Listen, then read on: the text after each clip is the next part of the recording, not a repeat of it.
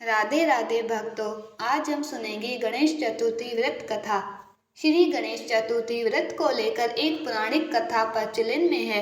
कथा के अनुसार एक बार भगवान शंकर और माता पार्वती नर्मदा नदी के निकट बैठे थे। वहां देवी पार्वती ने भगवान भोलेनाथ से समय व्यतीत करने के लिए चौपड़ खेलने को कहा। भगवान शंकर चौपड़ खेलने के लिए तो राजी हो गए, परंतु उस खेल में हार जीत का फैसला कौन करेगा, उसका प्रश्न उठा।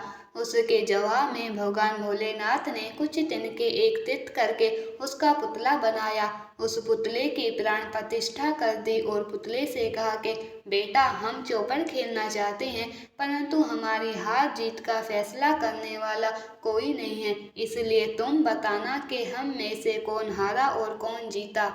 ये कहने के बाद चौपड़ का खेल शुरू हो गया। खेल 3 बार खेला गया और संयोग से तीनों बार पार्वती जी जीत गई। खेल के समाप्त होने पर बालक से हार जीत का फैसला करने के लिए कहा गया, तो बालक ने महादेव को विजयी बनाया। ये सुनकर माता पार्वती क्रोधित हो गई और उन्होंने क्रोध में आकर बालक को लंगड़ा होने और कीचड़ में पड़े रहने का श्राप दे दिया।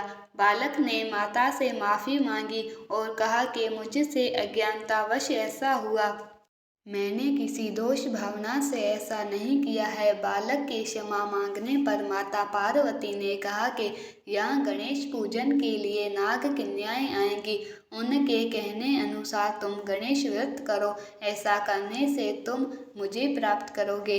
ये कहकर माता पार्वती भगवान शिव के साथ कैलाश पर्वत पर चली गई। ठीक 1 वर्ष बाद उस स्थान पर नाग कन्याएं आई।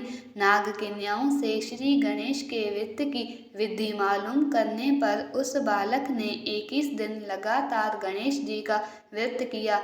उसकी श्रद्धा देखकर श्री गणेश जी प्रसन्न हो गए और श्री गणेश ने बालक को मनोवांछित फल मांगने के लिए कहा।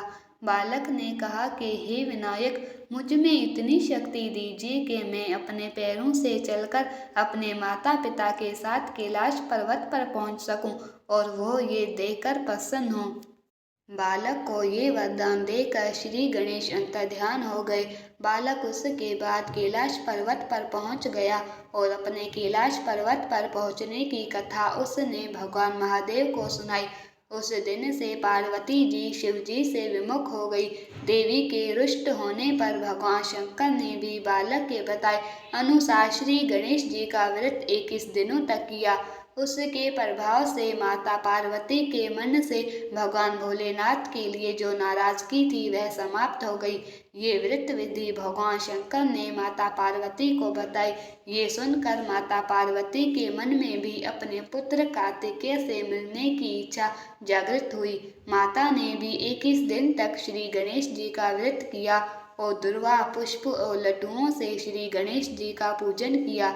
व्रत के 21वें दिन कार्तिकेय स्वयं पार्वती जी से आ मिले। उस दिन से श्री गणेश चतुर्थी का व्रत मनोकामना पूरी करने वाला व्रत माना गया। बोलिए श्री गणेश भगवान की जय। भक्तों, आप लोगों को मेरा ये वीडियो कैसा लगा कमेंट करके ज़रूर बताइएगा।